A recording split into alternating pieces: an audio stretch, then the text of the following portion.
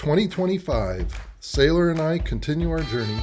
The internet continues to reign supreme. Cars drive themselves. An individual thought is an oddity. But I did it. I quit my job, sold my home, had my 1994 Hummer rebuilt, and finished my M1102 overlanding trailer. My blind dog Sailor and I drive Bigfoot, towing Sass, my DIY overlanding trailer. At night, we sleep under the Starlink satellites. I go where I want, when I want, and make no apologies. I camp and explore.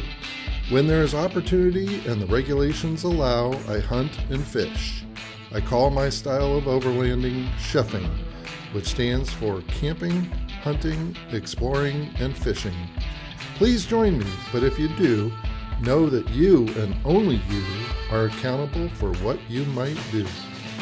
In the second installment on the Texas Gulf Coast, I camped on Boca Chica Beach for one night, only to get evicted due to the launch of the world's largest rocket at Space X. While awaiting the delayed launch, I camp at Rocket Ranch, meet amazing people, and eventually watch the rocket and Starship temporarily defeat gravity. Afterward, I travel west on the Rio Grande to Falcon County Park Campground, where I await my new wheels and tires. Before ending my video, I make some chorizo and elote from freeze-dried corn. Sailor and I start this adventure on day one, sleeping beneath Elon Musk's massive rocket on Boca Chica Beach. We wake up to a beautiful sunny day two. So, I'm here at Boca Chica State Park, Boca Chica Beach in Texas. Also happens to be the home of SpaceX, and realized there was a launch tomorrow, Monday. I was just told by a sheriff that they're going to make everybody leave before the launch. So things are a little bit unclear to me, but they do have the road closed right now to be moving in some heavy equipment. Learned a little bit, walked down, you'll see some footage, walked down to the launch pad area, watched them wheel in the rocket ship.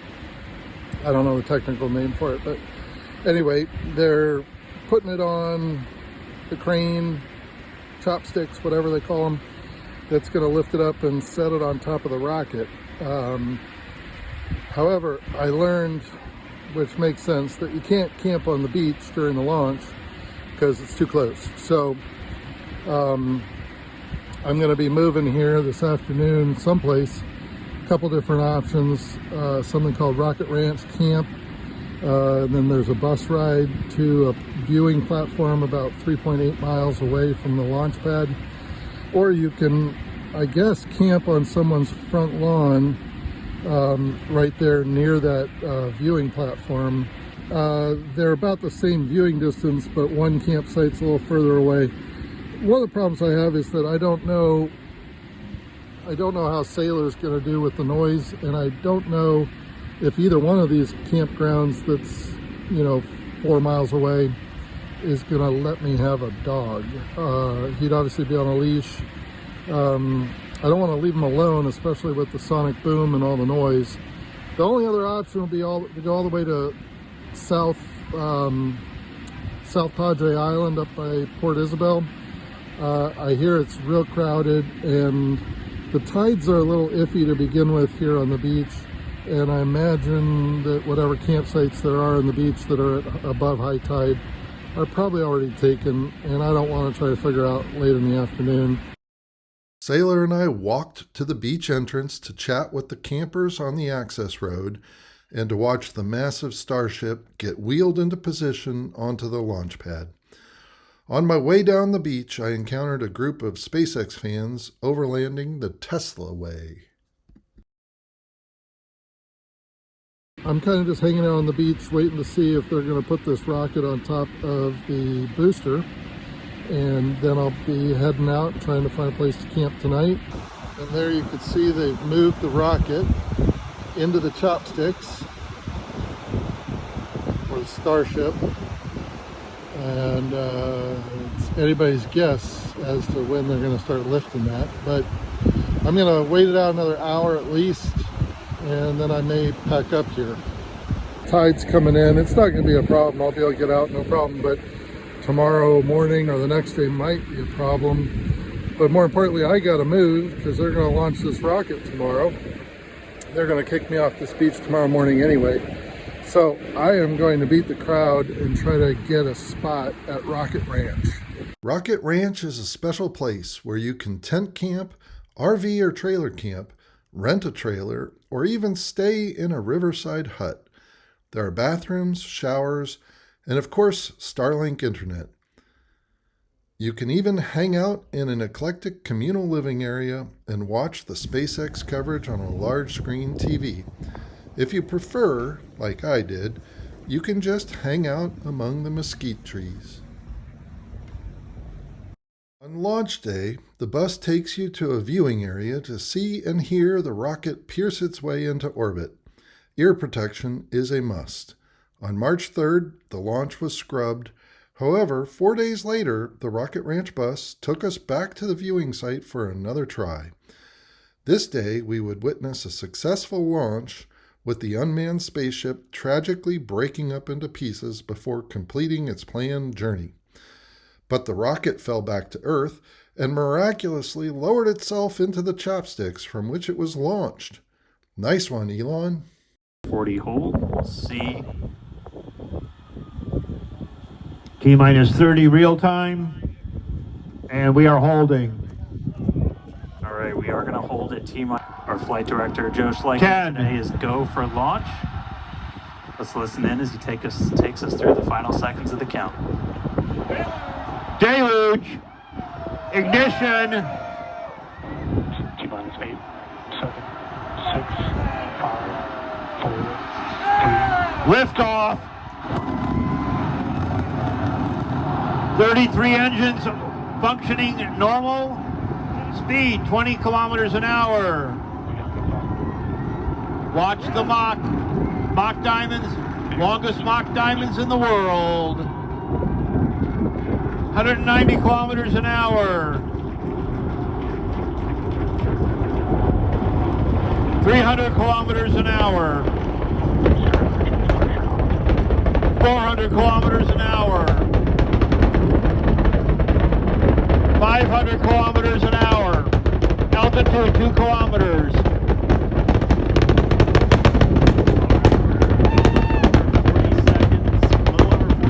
750 kilometers an hour.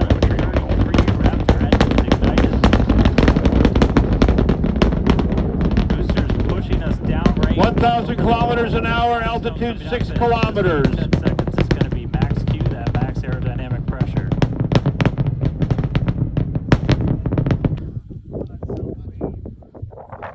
Next thing coming up is hot staging, so we're going to look for 6 engines to ignite. 25 kilometers altitude, 26 kilometers altitude, 2,500 kilometers an hour. Those 3 center engines shut down on booster.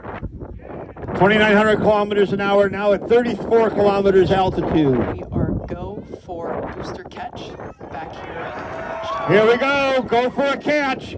Stand by for catch in 6 minutes. Coming up now on hot staging. 3,600 kilometers an hour, now at 44 kilometers altitude. There it is, coming through its own contrail. Middle ring engines to turn on. 17 kilometers, 16, 15, 14, 13, 12, 11, 10, 9, precision flight in 8, tower. Right now, booster using 7, 4 hypersonic grid fins 6, to help guide itself through this atmosphere. 5, entry back for 4, precision landing. Here she comes. Sonic boom will hit as it gets to the tower, hopefully. Come on. And we're going to ignite first the center 13 engines. To see that coming up here momentarily. Engines start up. Down to 3 engines. So slows down 4 engines. We have a catch, engine shutdown. The sonic boom.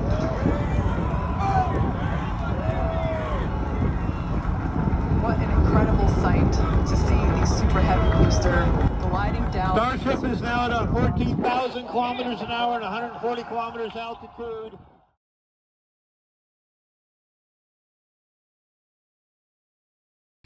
I will show you kind of where I am and then I'm going to do a little cookout. I'm just out exploring Texas still, actually waiting on new wheels and tires for my Hummer. I'm just tired of dealing with these military rims. They're just too much.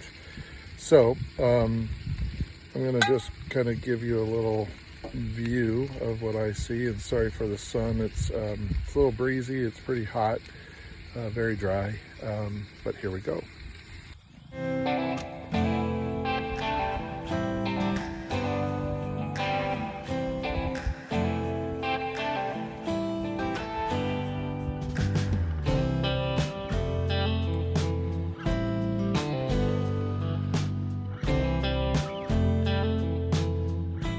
Basically, I'm doing elote, a Mexican street corn, not on the cob. I just have some freeze-dried sweet corn.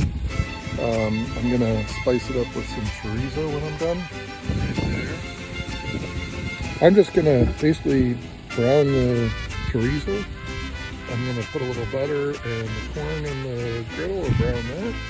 And I'm gonna add the crema and the cojita cheese and spice it up with a little bit of chili powder and cayenne pepper.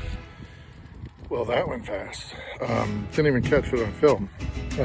Basically, on high heat, brown the corn. There's a little bit of water still in it from the rehydration process, so it took a little while to boil that off. But once that was gone, it added the crema and the cotija and the chili powder and a little bit of cayenne pepper powder, and then tossed in my chorizo, which I browned previously.